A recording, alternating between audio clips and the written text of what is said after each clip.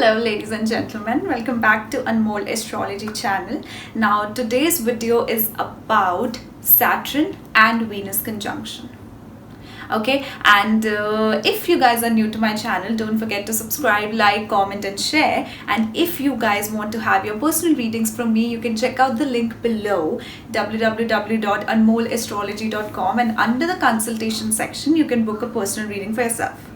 So today's topic is about Saturn and Venus. So whenever we judge a conjunction, first of all, as I have told in earlier videos as well, you need to see which houses and what actually those two planets represent. Okay, so first of all, Venus rules the second house and the seventh house. Saturn rules the 10th house and the 11th house. Venus is the karaka of relationships, luxuries, devotion, beauty, pleasure, and Saturn is the karaka of hard work. It's the karaka of service. It's the karaka of lower class people or service people. Okay, and it is also the karaka of duty, commitment, sacrifice. Right?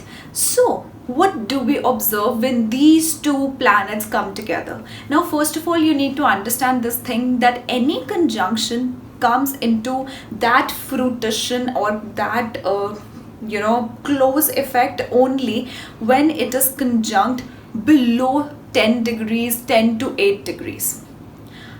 The difference between the degrees tells us that how loose or how tight the conjunction is. Like for example, if the conjunction is 5 degrees apart or it's 10 degrees apart, like for example Venus is at 25 degrees and Saturn is at 20 degrees, then it is a close conjunction. Venus is at 22 degrees, Saturn is at 21 degrees. That's a very close conjunction, right? And if these are very much apart, this is more than 15 degrees or 10 degrees apart, I would say rather more than 15 degrees apart, then it loosens up. Then it gives less of the effects, or the negative effects are much lesser, right? So what happens in this conjunction is Venus represents the second house, which is the house of wealth, income. It is the house of family. It is the house of things that we value, that we possess, things that we have in our possession, that we eat also. Second house also depicts what are the eating patterns for a person or what a person likes to eat. And then we have the seventh house. Seventh house represents partnership, unionship. It actually even represents legal matters as well. Sixth house is actually legal obligations, but for example, you'll see few people who are lawyers, they have a very strong seventh house because that is related to legal stuff as well. Okay, then it signifies the seventh house, and that is the house of spouse as well. That's the house of marriage. I won't say seventh house is actually the house of relationships, and it's the house of the spouse, but eighth house denotes more that what the marriage will be. The marriage life is eighth house, right? Then we come to Saturn. Saturn rules the 10th and the 11th house. 10th house is all about obligation to the society, your karma, your actions. What do you do when you are out in the public? How do you put your actions into play? Okay, I hope the noise is not bothering. That's the AC which is doing the noise. Okay, so then it represents the 11th house. 11th house is the house of social networking circle. It is the house of people you get associated with. It can be your colleagues as well, because it is the bhavat bhavam of the 6th house, right? And it is your colleagues, your social networking circle, the people you gain from the influential circle as well, the corporate life as well, right? It is the house of your elder sibling as well. So what happens when Venus and Saturn are together? First of all, a person tends to get married late. A person tends to get married probably, I would say, in their 31st or 32nd, if it is not afflicted, if Mars is not there, if any other planets, I mean, this is just solely Venus and Saturn with no aspects and no conjunctions. only that I'm talking. If it has conjunctions, if it has more planets and it has more aspects to it, then the story is quite different. So please don't say that, oh, I am Venus and Saturn, but I got married early or late. That's not like that. Okay, this is solely about Venus and Saturn, right? So what happens is marriage happens in 31st or 32nd, first of all. And secondly, you'll see that these people are actually in their early life, either they won't have a relationship, or these are the people who are very fearful of getting into a relationship, because with their experiences, because Saturn is misery, Saturn is sacrifice, Saturn is something from wherever Saturn sits, that is the place from where you'll get that misery, you'll get that criticism and judgment. So what happens is, early on in their life, these people, specifically if you are a male, then these people are criticized in the relationship, especially from the females. They have very critical and judgmental relationship with the females, and whenever they are in a relationship, they are judged for how they behave, for every little thing. So what happens is, they put on walls up around themselves when it comes to relationship and expressing themselves also. These people can also act very cold in the relationships, because these people have that boundary around them. They are not that expressive in love. How will they, okay, these people, how will they express their love?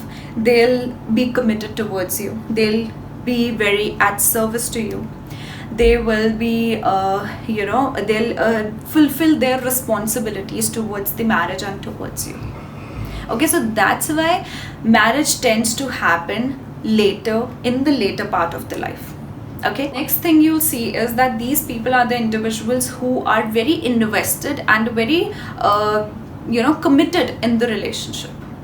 These people are not that people you'll see that they are up for casual relationships or dates or stuff like that.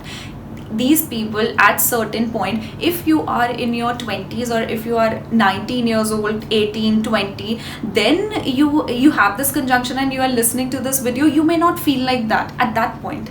But what happens is, as they grow up, they are the people who look for long-term commitments, long-term contracts. And these people actually have to work a lot hard for the relationship or for the marriage.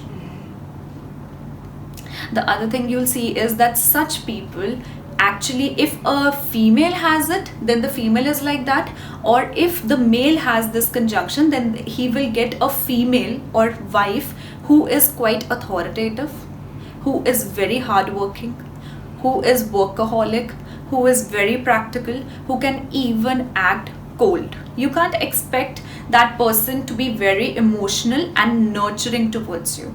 They'll be very straightforward, very cutthroat with you. They'll be all like, they'll not think before criticizing you or telling you where you are wrong.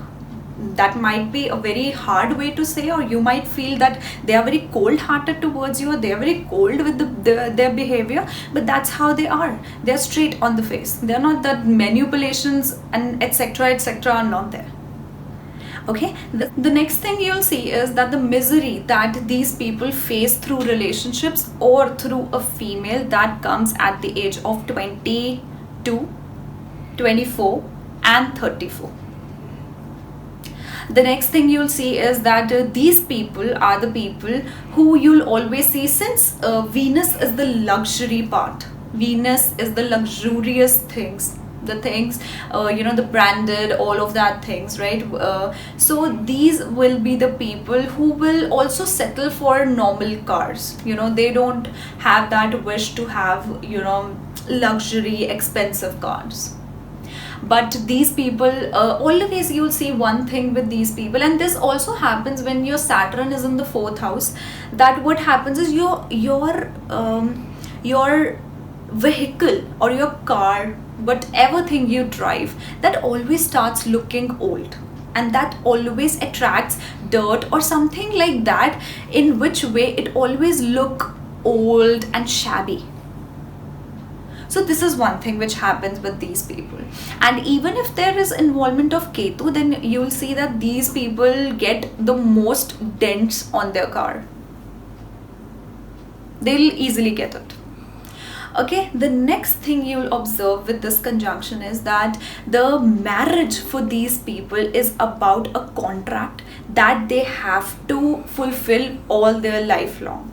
So naturally the marriage life is quite longer unless this conjunction happens in the sign of Aries, where Saturn is debilitated and Venus is also in the Aries sign. Then you have to see how Mars is placed, how well the Mars dignity is. But if this is into such signs, specifically I have seen that with Aries sign, that it might hinder the longevity of the marriage. Then you have to see 7th and 8th house, then Navamsha. A lot of things are to be considered, but this is a fundamental thing about it.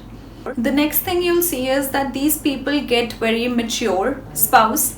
Actually, it is not necessary. Sometimes what happens is that we have a male's chart and then they have Venus and Saturn. That is not necessary that these people will have a elder spouse, elder woman as they as their partner. But what happens is they are attracted towards mature and intellect people, mature and practical mindset. The women who are much mature than them, that's not about the age. There are certain other factors that are to be seen if you want to see that if the spouse is elder to you, right? But Venus Saturn conjunction does not actually tells that the spouse is going to be elder to you. It's just that the spouse is going to be more mature, more organized, more practical in their approach, more realistic in their approach. And through marriage or through relationship, definitely you have the karma of getting that reality stuck. Even if you are, I think you guys can listen to Casper snoring. Oh, we can't help it, It's okay. Okay, so what happens is, where was I? So what happens is this, for such people, relationship and things are not about imagination, romantic factors somehow lacks there. Okay, the next thing you'll see is that professionally these people do extremely well. I have seen people with Venus and Saturn that they somehow by the later part of their life, by 36 approximately, these people actually do extremely well in their careers. These people will be the one who as a couple will be a part of corporate gatherings, social gatherings. They will be very much into that. And the second thing you'll see is that these people know how to get things in their favor, how to get gains from partnership from other people. They know how to gain wealth, gain ample amount of wealth through their social network circle and through their partnerships. These people love making relationships just in order to gain materially from them. Okay, now the other thing you'll see is that through marriage their status also elevates up.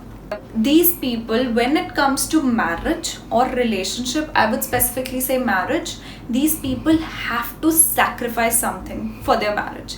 And what happens is that after marriage they get restricted in certain ways. They get restricted, they get into the boundary of that commitment, of that unionship, and there's nothing out there. So they feel very restricted, and they naturally just get restricted after marriage. And they have to sacrifice something. That is the main point, because wherever Saturn sits and wherever it is conjunct with, in whoever planet it is conjunct with, it does brings in some sacrifice.